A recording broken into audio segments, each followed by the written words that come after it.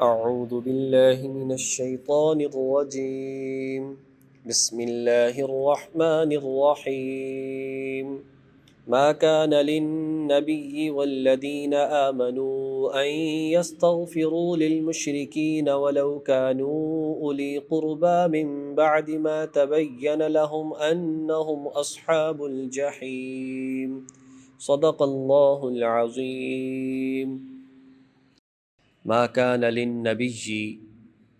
یہ بات کسی نبی کو زیب نہیں دیتی، والذین آمنوا، اور نہ ایمان والوں کو زیب دیتی ہے، ان یستغفروا، یہ کہ وہ استغفار کریں، معافی طلب کریں، للمشرکین، مشرکین کے لیے، ولو کانوا اولی قربا، اگرچہ وہ قریبی رشتہ دار ہی کیوں نہ ہوں، من بعد ما تبین لہم، جب کہ ان کے پاس پوری بات واضح ہو چکی ہو، جب کہ ان پر یہ بات پوری طرح واضح ہو چکی ہو، انہم اصحاب الجحیم، کہ وہ لوگ دوزخی ہیں۔ وما کان استغفار، اور حضرت ابراہیم علیہ السلام نے جو مغفرت کی دعا مانگی تھی لی ابی ہی، اپنے والد کے لیے، الا عن موعدۃ وعدہا ایاہ، وہ صرف اور صرف ایک وعدہ تھا جو انہوں نے اپنے والد سے کر لیا تھا، فلما تبین لہ انہ عدو للہ، پھر جب ان پر یہ بات خوب واضح ہو گئی کہ وہ ان کا والد اللہ کا دشمن ہے، تبرأ منہ، تو وہ اس سے دست بردار ہو گئے۔ ان ابراہیم لأواہ حلیم، بے شک حضرت ابراہیم علیہ السلام بڑی آہیں بھرنے والے، بڑی نرم طبیعت تھے، بڑے بردبار تھے۔ وما كان اللہ لیضل قوما بعد اذ ہداہم، اور اللہ تعالیٰ ایسا نہیں ہے کہ کسی قوم کو ہدایت دینے کے بعد گمراہ کر دے، حتی یبین لہم ما یتقون، جب تک اس نے ان پر یہ بات واضح نہ کر دی ہو کہ انہیں کن باتوں سے بچنا چاہیے۔ اللہ تعالیٰ ایسا نہیں ہے کہ کسی قوم کو گمراہ کر دے جب تک کہ اس نے وہ تمام باتیں خوب واضح نہ کر دی ہوں، ما یتقون، کہ کن باتوں سے انہیں ڈرنا چاہیے۔ ان اللہ بکل شیء علیم، یقیناً اللہ تعالی ہر بات کا خوب جاننے والا ہے۔ ان آیات کا شان نزول یہ ہے، جو کہ بخاری اور مسلم میں آتا ہے، کہ حضور نبی کریم صلی اللہ علیہ وسلم کے جو چچا تھے جناب ابو طالب، ظاہر ہے کہ انہوں نے حضور علیہ والسلام کا بہت ساتھ دیا، آپ کے ساتھ آپ کا بڑا تعاون کیا، لیکن یہ بات بھی کنفرم ہے کہ انہوں نے اسلام قبول نہ کیا، اور جب ان کا بالکل آخری وقت تھا، اس وقت حضور نبی کریم صلی اللہ علیہ وسلم نے فرمایا تھا، اے میرے چچا، آپ اسلام قبول کر لیں تو میں اللہ تبارک و تعالیٰ سے آپ کی مغفرت کی دعا کروں گا۔ لیکن اس وقت میں ابو جہل وغیرہ قریب تھے، تو انہوں نے جناب ابو طالب نے اسلام قبول نہ کیا اور کہا کہ بے شک دنیا میں اس وقت جتنے بھی ادیان ہیں ان میں تمہارا دین سب سے سچا ہے، لیکن میں اس وقت میں جس دین پر میں ہوں میں اسے نہیں چھوڑ سکتا، اور وہ اسی طرح سے دنیا سے رخصت ہو گئے۔ اسی طرح سے ایک اور بات یہ ملتی ہے کہ بعض مسلمانوں نے جب حضور علیہ والسلام کا یہ عمل دیکھا تو انہوں نے حضرت ابراہیم علیہ السلام کے واقعے کو دلیل بنایا، کہ حضرت ابراہیم علیہ السلام کا واقعہ جو ہے وہ گزرا ہے کہ سورہ مریم کی آیت نمبر 47 میں آتا ہے کہ جب ان کے والد نے بات کو نہ مانا، آزر نے ابراہیم علیہ السلام کی بات کو نہ مانا، تو اس وقت میں حضرت ابراہیم علیہ السلام نے کہا تھا، قال سلام علیک ساستغفر لک ربی، آپ پر سلامتی ہو، میں ضرور آپ کے لیے رب سے مغفرت طلب کروں گا۔ یہ انہوں نے وعدہ کیا تھا جس کا تذکرہ ان آیات کے اندر موجود ہے،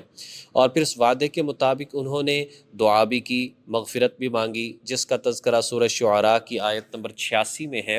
وَاغْفِرْ لِأَبِي إِنَّهُ كَانَ مِنَ الضَّالِّينَ، اے میرے رب میرے والد کو معاف کر دے، بے شک وہ گمراہوں میں سے تھے۔ تو جب مسلمانوں نے قرآن پاک کو پڑھا تو مسلمانوں نے بھی اپنے مشرکین جو والدین دنیا سے رخصت ہو چکے تھے ان کے لیے دعا کرنا شروع کر دی، اور کہا کہ دیکھو حضرت ابراہیم علیہ السلام نے بھی تو دعا کی ہے۔ تو بہرحال حضرت ابراہیم علیہ السلام نے جو دعا کی اس کو بیان کیا کہ وہ انہوں نے وعدہ کر لیا تھا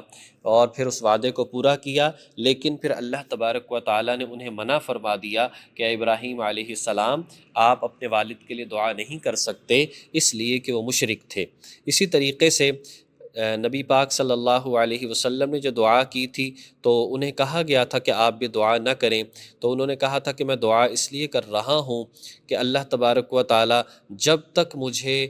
منع نہیں کر دیں گے اس وقت تک میں دعا کرتا رہوں گا۔ لیکن روایات میں بھی آتا ہے کہ اللہ تبارک و تعالی نے منع فرما دیا کہ آپ جناب ابو طالب کے لیے دعا نہ کریں۔ تو بہرحال ان آیات کے اندر جو بات بتائی گئی ہے وہ یہ بتائی گئی ہے کہ انسان جو ہے مشرکین کے لیے، کفار کے لیے جو دنیا سے جا چکے ہوں ان کے لیے دعا نہیں کر سکتا، جو زندہ ہوں ان کے لیے ہدایت پر آنے کی دعا کر سکتا ہے، اس لیے کہ شرک ایسا گناہ ہے جو کہ ظلم عظیم ہے، ناقابل معافی جرم ہے۔ اگر دنیا سے انسان ایسے ہی چلا جائے تو آخرت میں سزا کا مستحق ہوتا ہے۔ اسی طرح مسلم شریف کی ایک روایت ہے، اس میں آتا ہے کہ میرے چچا نے چونکہ میرا بہت ساتھ دیا لیکن اسلام قبول نہیں کیا، اس بنیاد پر جو ہے وہ دوزخ کے سب سے اوپر والے بالائی حصے میں ہوں گے جہاں پر عذاب صرف اور صرف ان کے ٹخنوں تک پہنچے گا۔ لیکن اس میں بھی روایت میں آتا ہے کہ اس کی وجہ سے بھی ان کا سر جو ہے ہنڈیا کی طرح کھول رہا ہوگا۔ بہرحال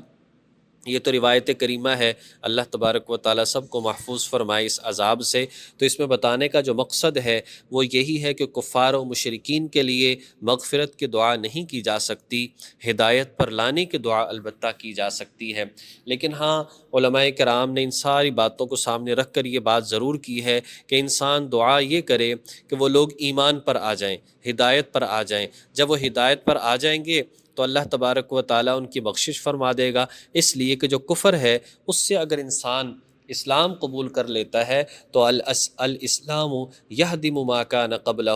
اسلام قبول کرنا پہلے سارے گناہوں کو مٹا دیتا ہے۔ تو حضرت ابراہیم علیہ السلام نے جو دعا کی اس سے بھی منع فرما دیا، حضور علیہ السلام نے جو دعا کی اس سے بھی منع فرما دیا، اور مسلمانوں نے جو دعا کی انہیں بھی منع فرما دیا۔ تو ہمارے لیے بھی یہی درس اور سبق ہے، ہم کسی غیر مسلم اور کافر کے لیے دعا نہیں کر سکتے۔ اس کے بعد یہ ہے کہ ہمیں اس بات کو بھی سمجھنا چاہیے کہ حضور نبی کریم صلی اللہ علیہ وسلم اگرچہ دعا کر رہے ہیں لیکن اللہ تبارک و تعالیٰ کے جو اصول ہیں یہ اصول ہم انہی کے مطابق کسی کو فتویٰ دے سکتے ہیں اور کسی کو مسئلہ بتا سکتے ہیں۔ باقی اللہ پاک کی رحمت ہے، وہ چاہے تو چاہے سارے کفار کو بخش دے، اللہ تعالیٰ سے پوچھنے والا کوئی نہیں۔ ان اللہ لہ ملک السماوات والارض، بے شک اللہ تعالیٰ ہے، اس کے لیے آسمان و زمین کی بادشاہت ہے۔ یحیی و یمیت، وہی زندگی اور موت کا مالک ہے۔ وما لکم من دون اللہ من ولی ولا نصیر، اور تمہارے لیے اللہ تعالیٰ کے علاوہ نہ تو کوئی تمہارا رکھوالا ہے اور نہ ہی کوئی مددگار ہے۔ اللہ تبارک و تعالی ہمیں ایمان پر زندگی گزارنے کی، اسلام کے مطابق زندگی گزارنے کی توفیق عطا فرمائے۔ وآخر دعوانا ان الحمد للہ رب العالمین۔